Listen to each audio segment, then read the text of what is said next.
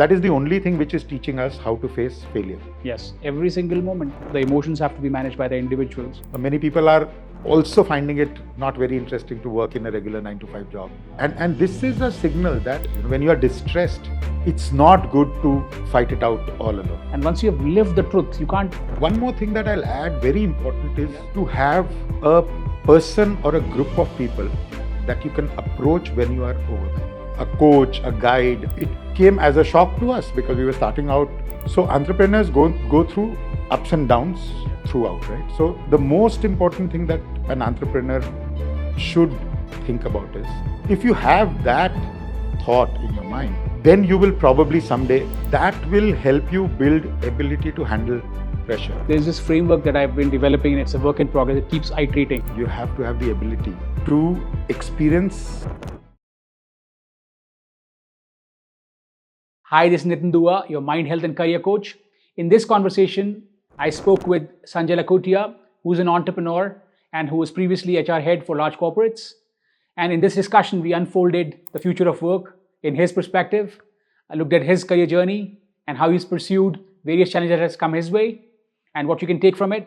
We also spoke about holistic health, the importance of physical, mental, social fabric, and much more. The social structure, the corporate structure that's evolving, and the skills that are going to be required for you to stay relevant. I hope you enjoyed this conversation and see you on the other side.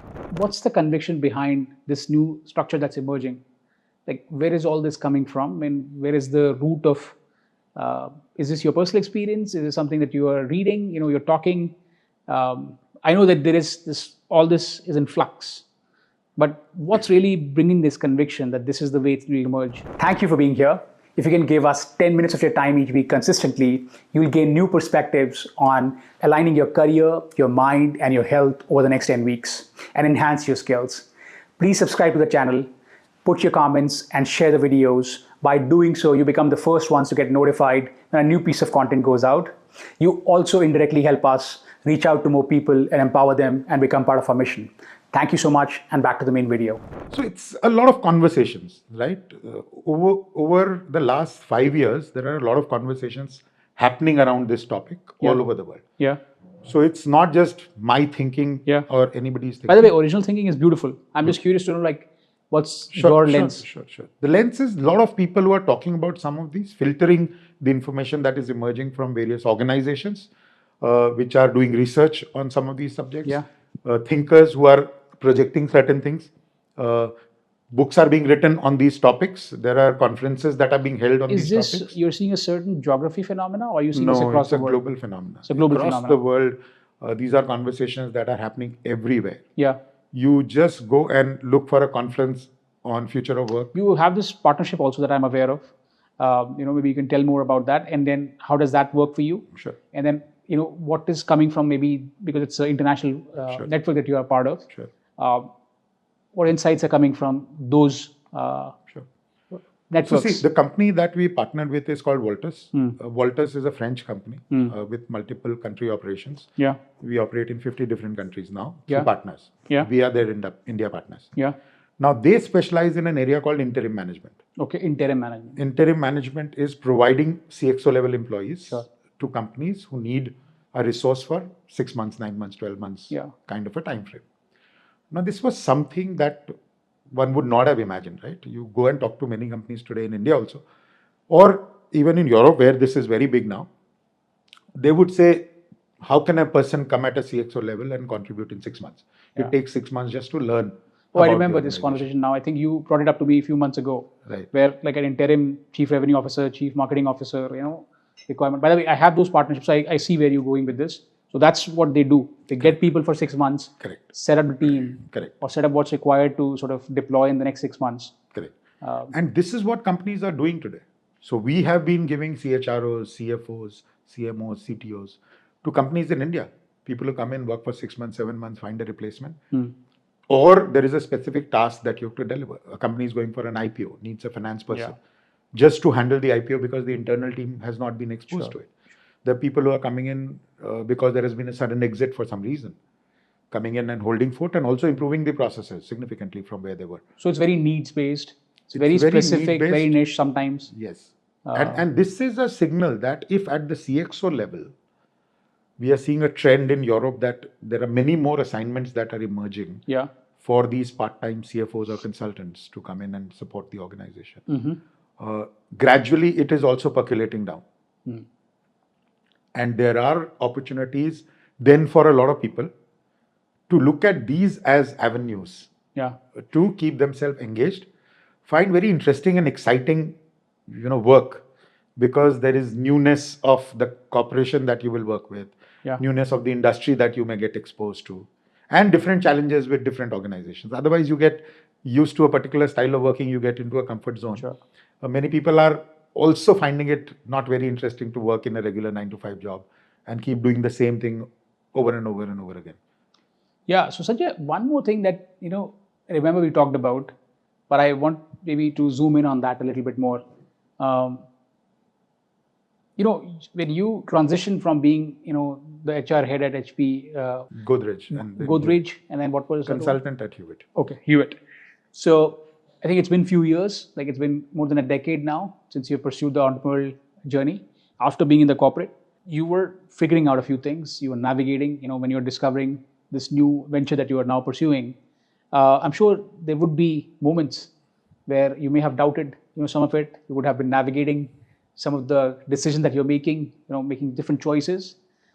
Can you help us walk through like what was going in the mind, how the mind was really playing, if it was, what was your priority at that time? What made you choose, and go in a certain direction and not letting the other fruition of other choices? So if you can walk us maybe what was going on, and since then how you have continued to work through it and navigate it.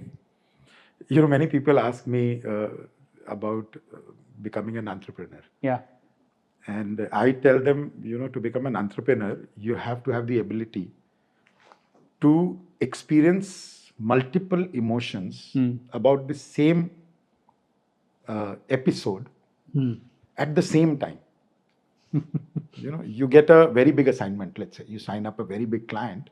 As an entrepreneur who started out, you'll feel very happy, elated. You will feel anxious. How will I deliver? You'll feel frustrated. The team has not, scaled up enough. Yes. The others are not performing, right? You'll be concerned because there is money involved. There is so much risk involved. Yes. All these emotions, they come together at the same time. Yes. Right?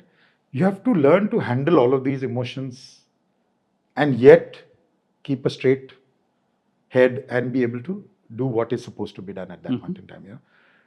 So entrepreneurs go through ups and downs throughout, right? So the most important thing that an entrepreneur should think about is that once you are an entrepreneur, you are an entrepreneur.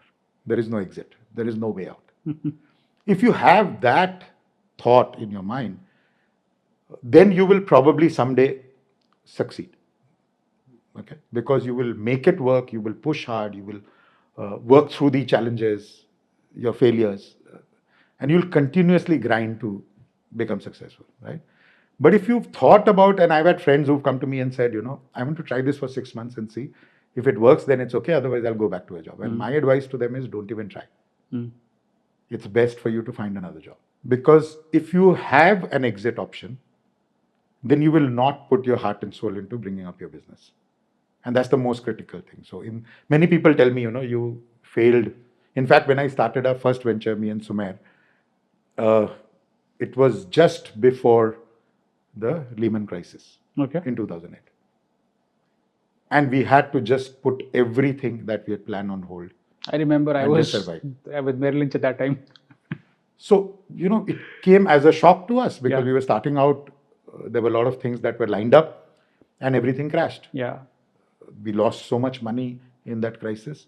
We just kept our head down. We looked at how is it that we can survive this thing and how we will bring it up. We came up with a new model. And then we started a new venture. In fact, we started multiple ventures simultaneously. So you will go through those. You should not allow some of these things to overwhelm your thought, right? But you can't even be stupid. You can't completely finish yourself in this exercise. But as long as you are being sensible, you are taking calculated risks, and you have a support system, which is the most important. Yes. So my family has been a great support system for me.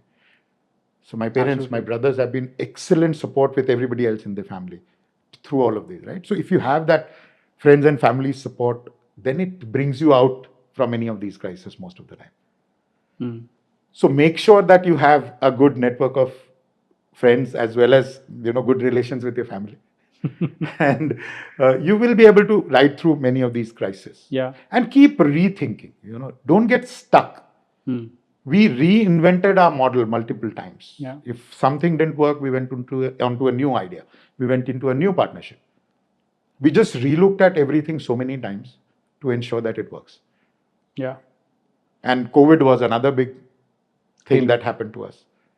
Our entire business, came crashing down. Oh, came crashing down. It wasn't a tailwind for you. No. Initially, we had a very difficult time for the first 1.5 years. Yes. We just barely managed to survive. But then, after the second wave, it started picking up for us. So after that, it was a fairly good ride. So definitely, you will see these ups and downs, some which are related to your business. So then, like when your mind starts to play up, great that you have the support system. But ultimately, like as you said, the emotions have to be managed by the individuals. It's wonderful to have the support system, but I think you got to train yourself in a certain way. Maybe there's work to be done on the mind, or just how do you process your emotions and thoughts. Just in the way you described it, and you've done it for long enough, I'm almost confident to say that there would be moments where you would have gone through training yourself in that process. What has helped you in that process? Can you maybe elaborate using a particular example? And the need for such training also, maybe, right? I mean, is that something that you value enough? So see, I keep telling everybody that if you're in any kind of a life journey, yeah, meditation is your best friend. Okay, and that will help you build ability to handle pressure. I've been in consulting for now 30 years. Consulting is a crisis management job all the time. Yeah. And you have to make sure that you don't get swayed by the moments, the situations that you face, right? I tell all children in my family to always, if you can't meditate, I tell them the next best option is to learn to play an instrument and to sing. By the way, that's also a form of meditation. It is. So I find that as the best other way of meditation. So my children both, they're interested in music. My nephew, niece, all of them are interested in music. And that's another very important thing that you do, right? And the third thing is to play.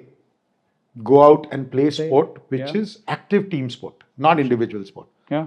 But go and play active team sport, because then that helps you release steam, that helps you interact with people.